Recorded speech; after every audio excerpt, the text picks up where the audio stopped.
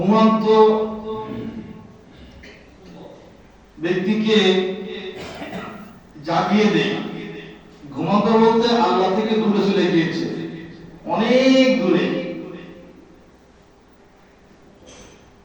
আল্লাহর কথা মনে নেই, আল্লাহর কথা মনে নেই, পরকাল আছে, মরতে হবে না, এখন লম্বা হায়াত আছে আমার সামনে, কেবল যুবক মানুষ, কেবল যুবক মানুষ, সন্তান ডাক্তার হবে, কত স্বপ্ন, লম্বা স্বপ্ন নিয়ে আছে, সন্তানকে ডাক্তার বানাবে, সন্তান আমরা বুড়ো হব, আমাদের দেখভাল করবে, আমাদের দেখাশোনা করবে, টাকা পয়সা আয় করবে, বড় বাড়ি করবে, গাড়ি কিনবে, কত স্বপ্ন না, ভালো একটা মেয়ে বিয়ে দিবে, পারলে সেও ডাক্তার হবে, এরকম না, এরকম যে ধারণা করা হয়,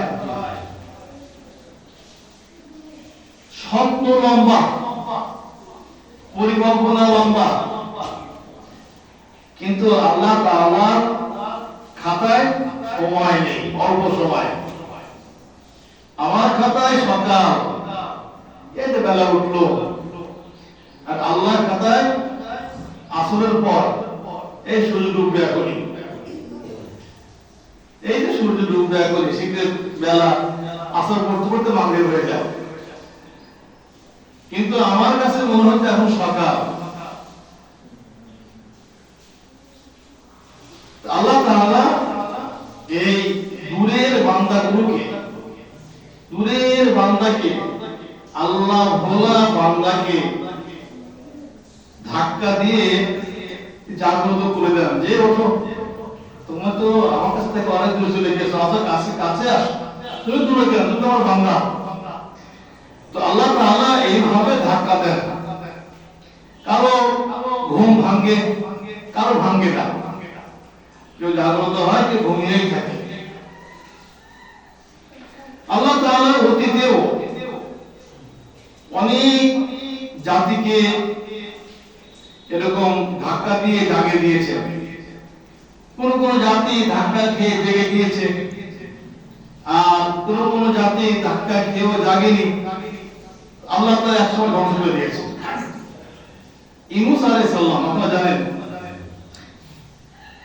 ওই যে লা ইলাহা ইল্লা আনতা সুবহানাকা ইন্নী কুনতু মিনাজ জালিমিন, যার কথা, যে দোয়া করেছিলেন মাছের পেটের মধ্যে, সমুদ্র সাগর অথই পানি, তার ভিতরে বড় মাছ গিলে ফেলেছে, সেখানে বসে উনি বলছিলেন লা ইলাহা ইল্লা আনতা সুবহানাকা ইন্নী কুনতু মিনাজ জালিমিন, আল্লাহ তুমি ছাড়া কেউ নেই, লা ইলাহা ইল্লা আনতা, তুমি ছাড়া কেউ নেই, সুবহানাকা তোমারই পবিত্রতা, তুমি পবিত্র, তুমি মহান, ইন্নী কুনতু মিনাজ জালিমিন, আমি বড় জালিম, আমি বড় গুনাহগার, পাপী। তো ইউনূস আলাইহিস সালামের কওমকে অসংখ্য দাওয়াত দিলেন, তারা বিপদগামী, আল্লাহকে মানে না, তো তারা কথা শোনে না। তো ইউনূস আলাইহিস সালাম আল্লাহকে দোয়া করলেন যে আল্লাহ, এরা তো কথা শোনে না। তো আল্লাহ বললেন যে ওদের উপরে গজব দিব, ওদেরকে ধ্বংস রাখবো না, এটা আমি রাখবো না। আমি একদিন পশ্চিম উত্তর কোণে কালো অন্ধকার হয়ে, কাল বৈশাখী হয় না যেরকম, এরকম আর কি, অন্ধকার হয়ে মানে দৃশ্যমান গজব, শাস্তি চলে আসছে, আমি সত্যি বলছি, দৃশ্যমান, সবাই দেখে বলেছে না, এই আমাদের ধ্বংস হয়ে আসছে, এটা আমার ধ্বংস করবে, এবার আমাদের রক্ষা নেই।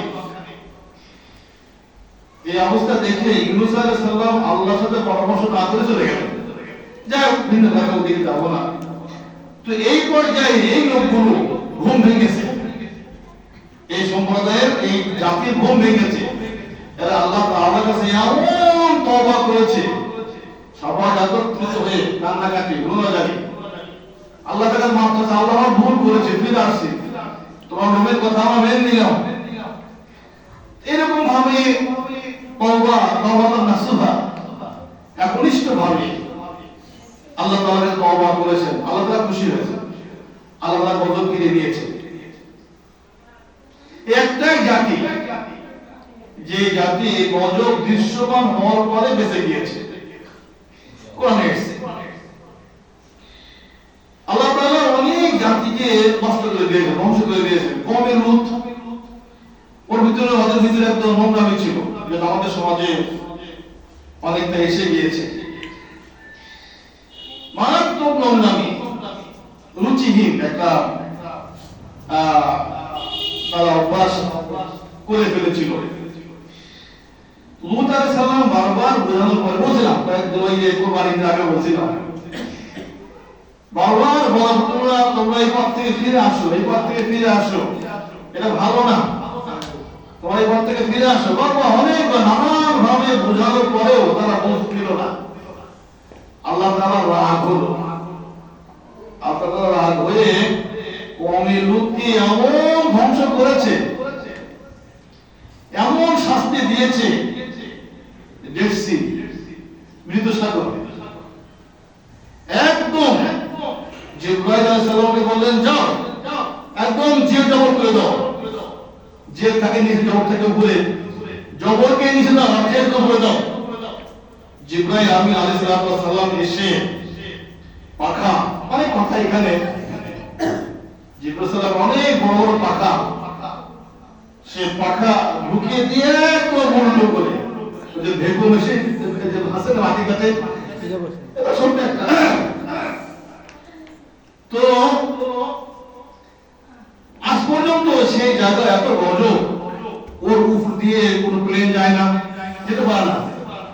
প্লেনে যেখানে ওই এলাকায় কোনো জাহাজ, মানে পানির জাহাজ যেতে পারে না। ওইখানে কোনো আপনার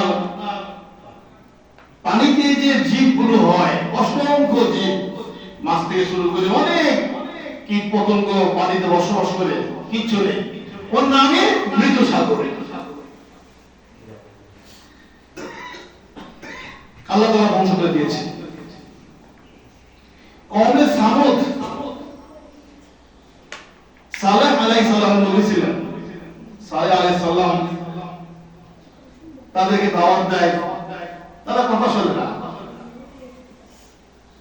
বিভিন্ন ভাবে সালেহ আলাইহিস সালাম কওমে সামুদকে দাওয়াত দেন, ফিরে আসো, এটা অন্যায়ের পথ, এটা ভুল, সঠিক পথে আসো, এক আল্লাহকে বিশ্বাস করো। ওরা মানে না। এক পর্যায়ে শর্ত দিল ওরা, যে তোমার কথা মানতে পারি, তুমি একটু অলৌকিক কিছু দেখাও। ওরা খুব আপনার বুদ্ধি ছিল ওদের মাথায়, অনেক কথা। তো আপনার সালেহ আলাইহিস সালাম আল্লাহকে বললেন, ওরা একটা কিছু দেখতে চায়। তো আল্লাহর পক্ষ থেকে উটনি দিলেন, উটনি। অনেক অলৌকিক ঘটনা উটনি মাধ্যমে হতো। এই বদমাইশ গুলো করলো কি, আল্লাহ তাআলার পক্ষ থেকে দেওয়া উটনিকে মেরে ফেলল, হত্যা করে ফেলল, হত্যা করে ফেলল। আল্লাহ তাআলা রাগ হলেন। আল্লাহ তাআলা রাগ হয়ে এই একদিন সকালবেলা ঝলমলে সূর্য উঠেছে, সবাই খোশ মেজাজে আছে, সকালবেলা রাতে ঘুম হয়েছে, আল্লাহর পক্ষ থেকে জিলজাল, ভূমিকম্প আসলো। ভূমিকম্প, ওরা খুব প্রকৌশলী, বড় বড় প্রকৌশলী, বড় বড় ইঞ্জিনিয়ার, ওরা বাড়ি বানাতো, পাথর কেটে কেটে, বড় বড় পাথর, বড় বড় পাথর কেটে কেটে ওরা খুব আপনার সুদর্শনীয় এরকম ওরা বিল্ডিং বানিয়েছিল। সব মুহূর্তের মধ্যে ধসে পড়ল, জাতি ধ্বংস হয়ে গেল। তো আল্লাহ তাআলা মাঝে মাঝে জাতিকে, আল্লাহর বান্দাদেরকে একটু ধাক্কা দেন, যে ঘুমিয়ে আছো, ঘুমিয়ে আছো, ওঠো। তো যারা গাফেল, ওরা ঘুমিয়েই থাকে, ওরা ঘুম থেকে ওঠে না, ঘুমিয়েই থাকে। তো আল্লাহ তাআলা আমাদেরকে ধাক্কা দিয়েছিলেন। আমাদের দেশে অন্যায় অপকর্ম হচ্ছে, প্রকাশ্যে গোপনে, আপনার জেনে বুঝে আল্লাহ তাআলা একটু ধাক্কা দিচ্ছেন যে তোমরা ফিরে আসো, তোমরা ফিরে আসো, তওবা করো। ভূমিকম্প যে কোনো মুহূর্তে হতে পারে, যেটাকে তোমার আশ্রয় স্থান মনে করেছো এটা তোমার মৃত্যুর কারণ হতে পারে। বড় বিল্ডিং বললাম আমরাও দেখেছেন, ঘর বাড়ি সব দিয়ে যেভাবে দিয়ে যেভাবে আছে। একটা আপনার ছবি দেখেছেন কিনা, বাপ দোকানে গিয়েছে, সম্ভবত টেলিফোন মোবাইলের দোকানে কেনাকাটা করছে, ছোট মানুষ, ছোট বাচ্চার মতো। যেই ভূমিকম্প ঢাকবে ও বলে সন্তান কথা মনে নেই, ছেলের কথা মনে নেই, ছেলেকে ঠিক করে আছে। দোকানদার মানে ক্রেতা বিক্রেতা উভয় করে আছে। তো ছোট বাচ্চা ও করে অনেক ভাইকে মনে হয়েছে, আমার ছেলের কথা মনে হয়েছে। ওই যে আফিরুল মারুফ মিন আখিহি ওয়া উম্মিহি ওয়া আবি ওয়া সাহিবাতিহি ওয়া বানি লিকুল্লি ইমরিইন মিনহুম ইয়াওমাইযিন শা'নু ইউগনি wujuhun yawma'idin musfira ضاحكatun mustabshira wa wujuhun yawma'idin 'alayha ghabara tarhaquha qatara ulaika humul kafaratul fajara। কিয়ামতের দিন এরকম মানুষরা পালাবে, তার কিয়ামতের ভয়াবহ অবস্থা। সেদিন ভাই ভাইকে চিনবে না, মা তার সন্তানকে চিনবে না, সন্তান মাকে চিনবে না, পিতাকে চিনবে না। এরকম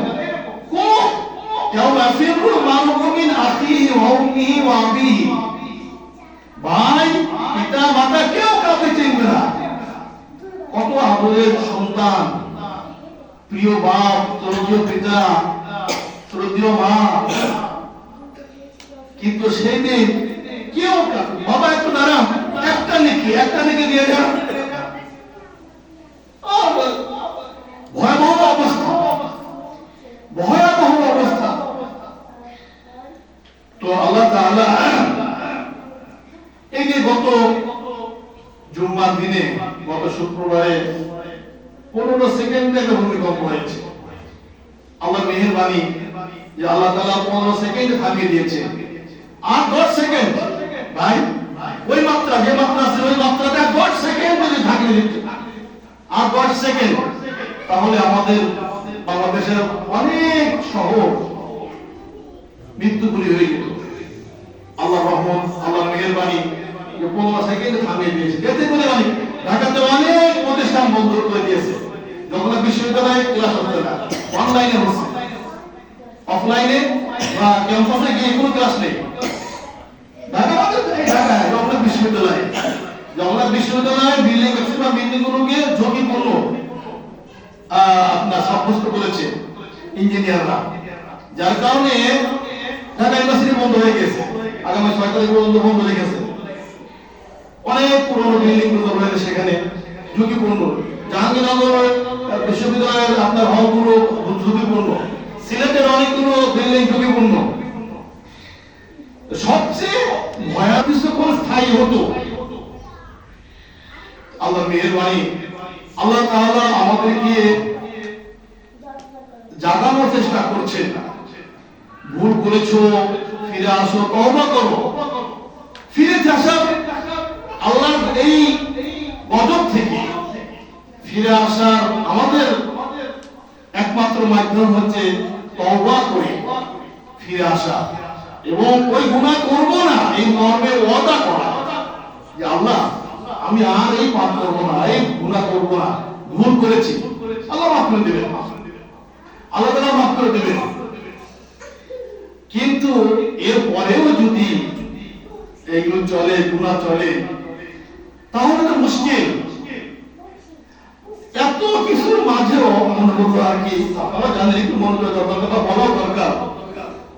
মোহতারাম হাজিরিন, অতীতে বা এখনো অনেক বড় বড় কাফের, অতীতে অনেক বড় বড় কাফের বুঝিয়ে গিয়ে অতিক্রম করেছে। অনেক বড় বড় কাফের,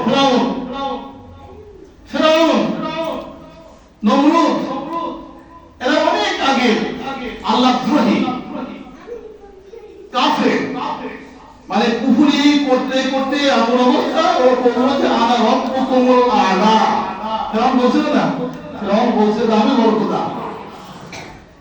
ফেরাউন নিজেকে খোদা দাবি করার পরেও ও কিন্তু আল্লাহকে নিয়ে কখনোই কটূক্তি করেনি, আল্লাহ সম্বন্ধে কখনোই বাজে কথা বলেনি। ও যদিও জনগণের সামনে বলতো যে আমি রব্বুকুম আলা, আমি বড় খোদা, আমি তোমাদের বৃষ্টি দেই, আমি এই করি সাই করি, আমি তোমাদের খাবার দেই, এরকম বলতো আর কি।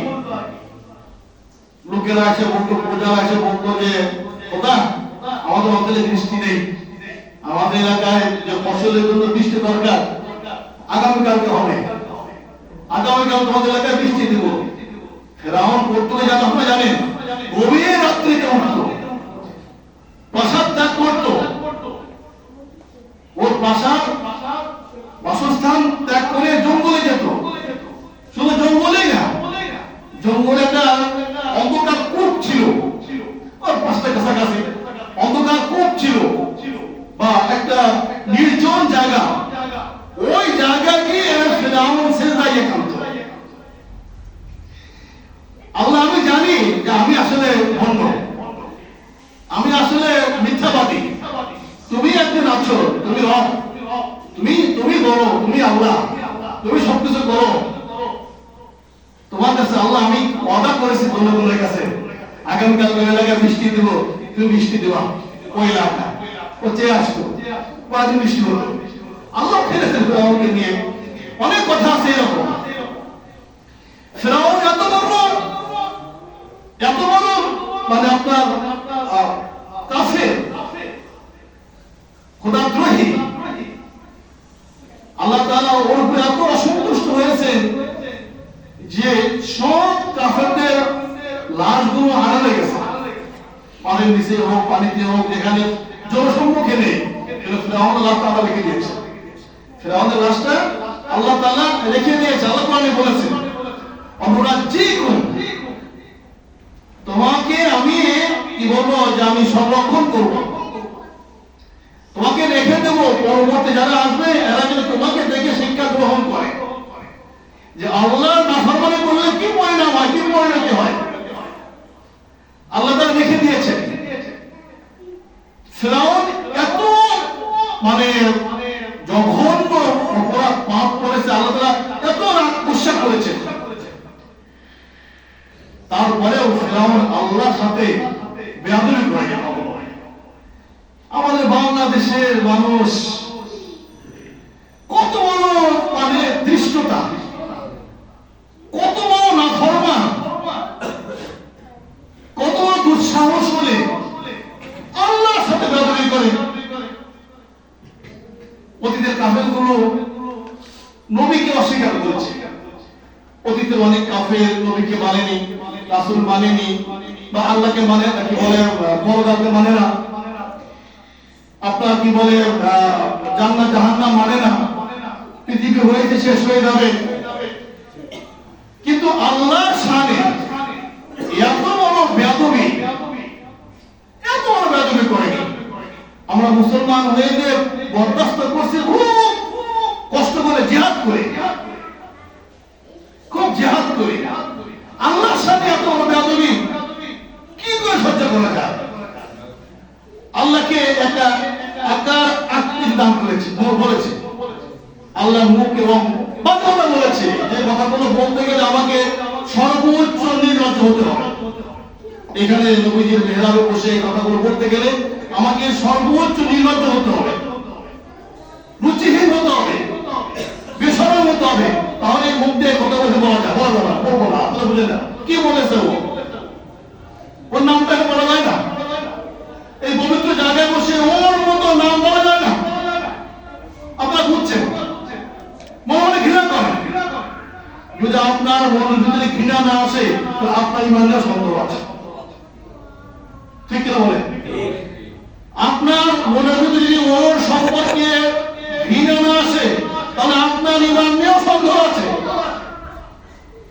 আর আপনি যদি তাকে সাপোর্ট করেন তাহলে আরো মুশকিল, বড় বিপদের জায়গায় আপনি আছেন।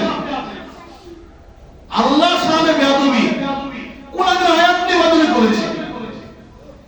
আগে কাফেররাও কোরআনের সাথে বেয়াদবি করেনি, যাই কোরআনকে বড় বড় মুক্তার, বড় বড় সাহিত্যিক, বড় বড় কবি ছিলেন, আপনারা জানেন, আপনার ইতিহাস জানেন। এরাও এক সময় গিয়ে স্বীকার করেছে যে না, এগুলো কোনো ভুল নেই, এটা মানব রচিত না, সম্ভব না মানুষ দ্বারা এটা রচনা করা, রচিত করা, রচায়িত করা সম্ভব না, এটা একমাত্র ভুল থেকে এসেছে, অস্বীকার করেছে। এই কোরআনের আয়াত নিয়ে রাজনীতি করেছে, কি বাজে বাজে মন্তব্য করেছে। সূরা নাসকে কি বিকৃত করেছে। আর ও যে কথাগুলো বলেছে যে আল্লাহ থাকতে কথা বলেছে, আল্লাহর মুখ নাকি ও ঠিক পায় না বলে, ও যে কথা বলেছে, যে ও একটা কথা বলেছে, আপনারা বলবেন যে আউয়ালু মা খালাকাল্লাহ, মিথ্যা কথা, কোরআনে নেই কথা, এটা মোটেও নেই কোরআনে।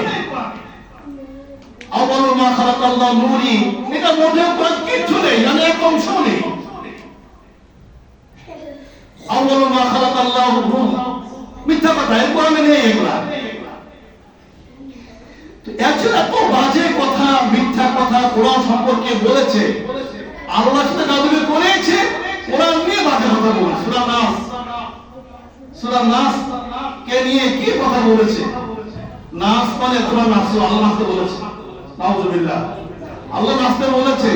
এবং কোরআনের আয়াতগুলো যেভাবে বিকৃত করেছে, যেভাবে ও বলেছে, এটা আসলে সহ্য করা যায় না, সহ্য করা যায় না। এটা কোরআনের সাথে বেয়াদবি, আল্লাহর সামনে বেয়াদবি, এটা আসলে মেনে নেওয়া যায় না। এই জন্য আমাদের অবস্থান থেকে আমরা কিন্তু বলবো, আমাদের দেশটা তো ইসলামের রাষ্ট্র না যে বিচার হবে, রাষ্ট্র আছে, রাষ্ট্রবোধক, তারা বিচার করবে, আইন কানুন আছে। আমরা মনে মনে অন্তর থেকে একদম প্রকাশ্যে ঘৃণা দেখাবো, প্রকাশ্যে ঘৃণা করবো।